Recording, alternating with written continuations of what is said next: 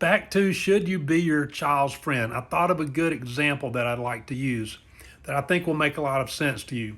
Imagine that you own a small business, or let's say you're a manager of a larger business, and you have employees that work for you, that you have to supervise, that you have to manage. One day after work, you go hang out with some of those employees and you become friends with them and you get to know them a little bit better. Maybe you get to be a little bit too good of friends. And then the next thing you know, one of those employees shows up late for work one day. And then before you know it, he's showing up late for work a lot. Maybe his performance begins to dip a little bit, but you're their friend. So they may expect you to look the other way. It's sort of unspoken, but they may begin to think, well, you're my friend, so you're not going to write me up, are you? That's bad for the business. It's bad for you as the boss.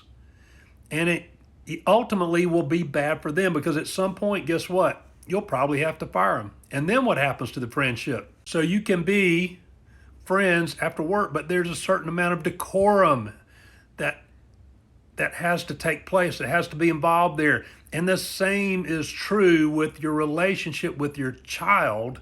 Yes, they're your own flesh and blood. Yes, they're on a much higher plane than an employee, but it's a similar type of situation.